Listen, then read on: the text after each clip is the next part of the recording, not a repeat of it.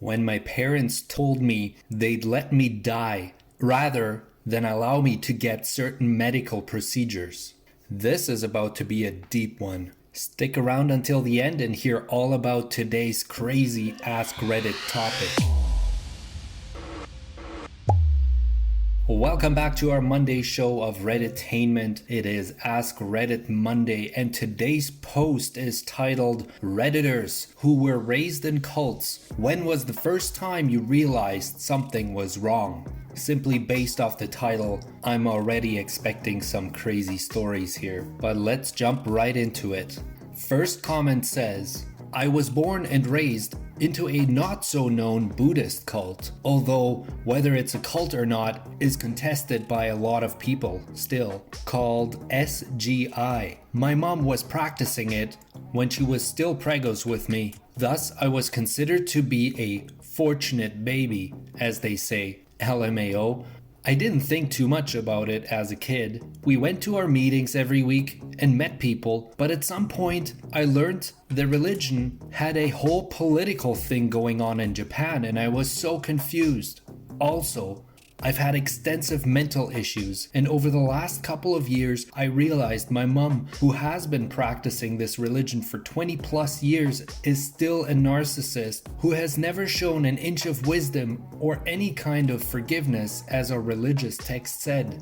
I've slowly moved myself away, but it's hard because anywhere I move to, my mom will always try to get me connected to a local member, and it's a lot. I myself have never heard of this cult before, but I guess it comes from where I grew up. I don't know a whole lot about Buddhism in general, so if anyone here has some experience with that, feel free to chime in. I'd love to hear more. Someone follows up and says, thanks for sharing. It's interesting to hear about non-American and non-Christian cults as well. Glad to hear you've managed to free yourself. I can relate to this comment because this is certainly not very common in America, I would assume. I guess depends where you grow up, maybe in certain areas, but overall it's very Christian or Catholic, I would say. Another person says, ex-SGI myself. Entered as an adult, so had an easier time, I'm sure. The intense spiritual bypassing is toxic. The denial of emotion and personal pain is awful. So many traumatized people not asking enough questions. I'm so glad you got out. A quick search on Google reveals an article from the Los Angeles Times dating back to November of 1991. It appears this cult had started to expand in Canada, specifically in the Toronto region, and this article calls it a dangerous cult. And I guess you'd really have to sit down and look into it further to make a decision on whether or not it's dangerous or it is a cult, because various results from Google, one will indicate it's certainly not a cult. It promotes and fights for world peace, fostering an understanding between people. And another opinion says it meets all the accepted criteria to qualify as a cult. So there's both opinions. But if you know more about this, please leave a comment down below. Here's another interesting comment about someone that realized they were in a cult. When I realized that the doors to the 13-story former hotel building we were all living in was locked and you had to sign out to leave. No one, from children to adults, could leave without an explanation to where they were going and when they'd be back. Edit. Group operated under two names. IBLP, Institute for Basic Life Principles. This was their outreach label, where they would go to churches and show the seminar to bring new gullible people into the fold.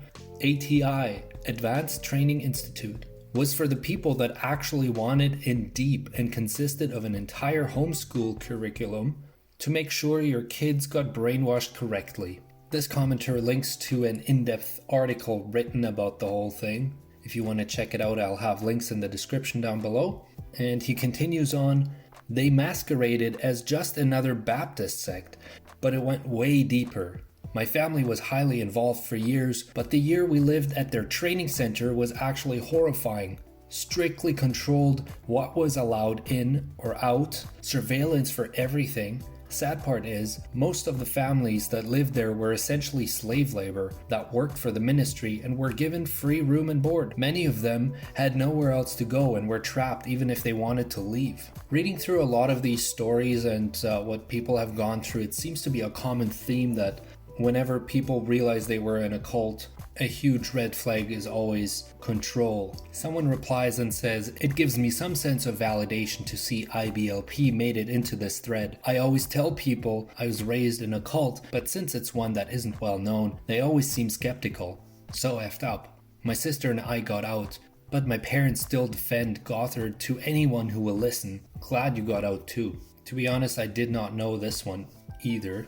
But to be fair, I also haven't been spending a lot of time looking into different kinds of cults, so this is very eye-opening to say the least. Here is one that says, "When my parents told me they'd let me die rather than allow me to get certain medical procedures." Now let's dig in and find out what cult this is and why and what kind of medical procedures. First reply to this comment says, "This happened to my classmate in the 5th grade. Her family were Jehovah's Witnessers. She needed a blood transfusion, but the family refused and she died. I don't remember the specifics of her condition, but WTF. The whole class cried for weeks. Try wrapping your little 11-year-old brain around that." That's interesting. I wonder if that's the case because it had to do with blood, and if there are any other medical procedures that they would not allow them to do, and why. Reading through the comments, it appears to be a common theme among Jehovah's Witnesses. Someone says, "I'm surprised that there isn't any Scientology stories because it's one of the worst cults I know." That is surprising because that is one that I actually have heard of before as opposed to the other ones that we just went through. I mean, there are a lot of comments in here, so there could very well be some Scientology stories in here if we dig deep enough. Here's a crazy one. "When I learned that if a woman was going to be raped, it would be better for her to kill herself than risk having her blood lineage tainted." Someone follows up, "OMG, same. She's alive, isn't she? If she didn't want it, she would have fought to the death." Holy, that's some crazy thinking.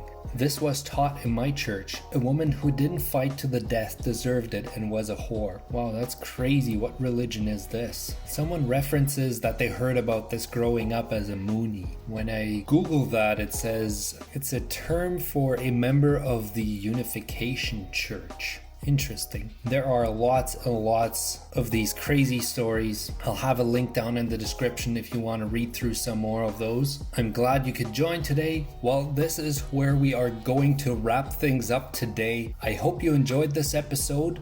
If you are subscribed to this channel, leave a comment down below, join the conversation, and I will do my best to respond as much as I can. Thanks for watching, and I'll see you in the next video.